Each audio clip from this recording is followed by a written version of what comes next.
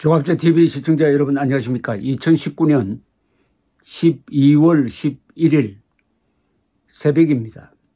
방금 미국 하원을 지배하고 있는 민주당 수뇌부가 트럼프 대통령에 대한 탄핵 소추장의 핵심 포인트를 발표를 했습니다. 그러니까 무슨 법 위반이냐? 두 가지입니다. 첫째는 abuse of power, 권력 남용입니다. 두 번째는 obstruction of Congress, 의회 방해인데, 첫째, abuse of power, 권한 남용 또는 권력 남용. 권력 남용죄는 뭐냐면은 직권 남용이라고도 볼 수 있는데, 트럼프 대통령이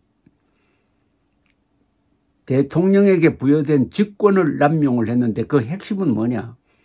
우크라이나 정부를 압박을 해가지고 미국 국적기자인 바이든 전 부통령의 아들을 조사를 하게 만들므로써 2020년 대통령 선거에 나쁜 영향을 주려고 했다. 즉 바이든이 2020년에 대통령 후보가 될 가능성이 있다 이거죠. 그러니까 외국 기관을 이용해 가지고 자국민을 괴롭혔다. 자국민을 보호 대상인 자국민을 외국 기관에게 부탁을 해 가지고 수사를 하도록 종용했다. 이게 abuse of power입니다. 그다음 두 번째, obstruction of Congress는 의회가 이 문제를 수사하는데 조사하는 것을 트럼프가 방해했다. 두 가지입니다. 그 다음 세 번째가 논의되다가 이렇게 묵살된 혐의는 obstruction of justice, 사법방해입니다. 이 사법방해는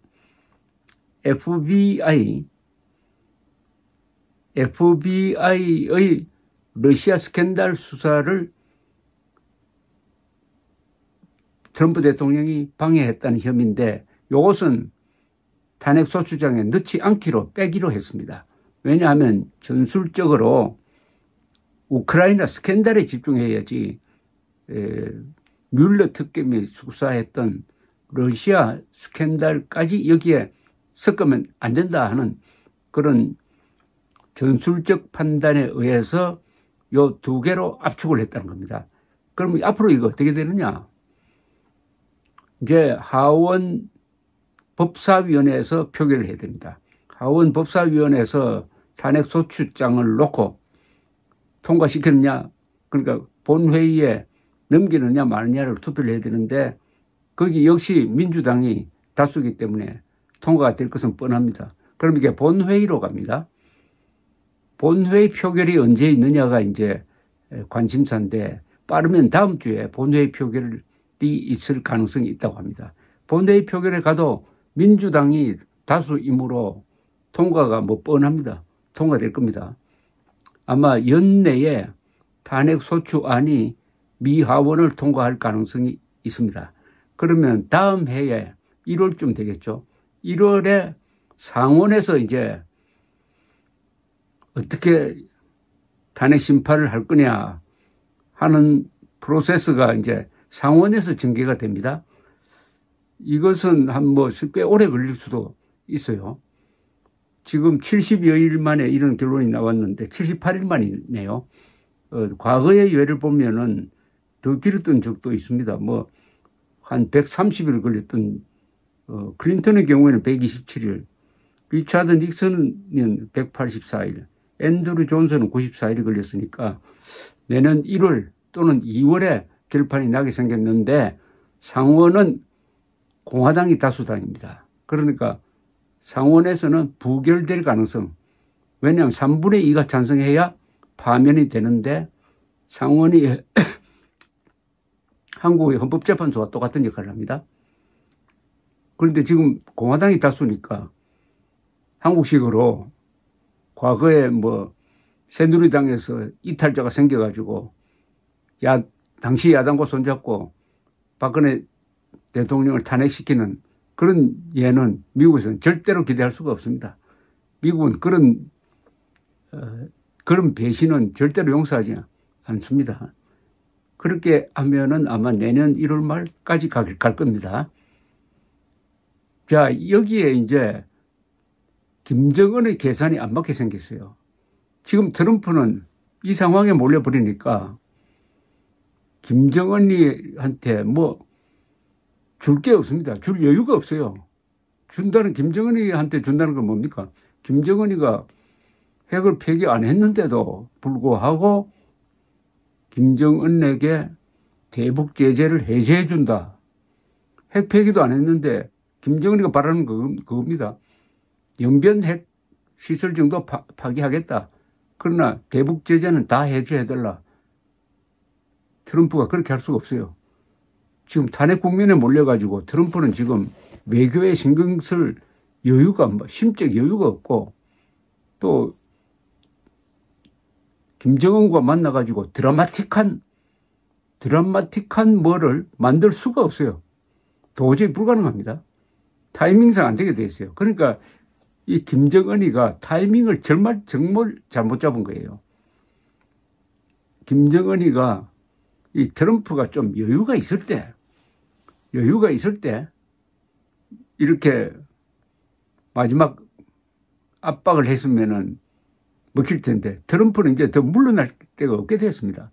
막다른 골목에 지금 앞으로 한 달여는 미국인의 모든 관심사는 트럼프 탄핵으로 집중되게 되어 있으니까요.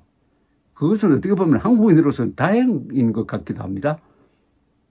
북한에 대한 대북 제재의 끈을 계속 가지고 있으면은 언젠가는 북한을 무너뜨릴 수가 있다. 김정은 정권을 무너뜨릴 수가 있다. 이렇게 판단이 됩니다. 김정은이가 지금 비자금이 점점점 모래시계처럼 빠져나가서 점점점 줄어드는 것을 지켜보고 있을 것입니다. 애타게 지켜보고 있을 것입니다. 비자금이 한때 50억 달러였다고 합니다. 요 사이는 그게 10억 달러도 안 된다는 이야기도 있어요.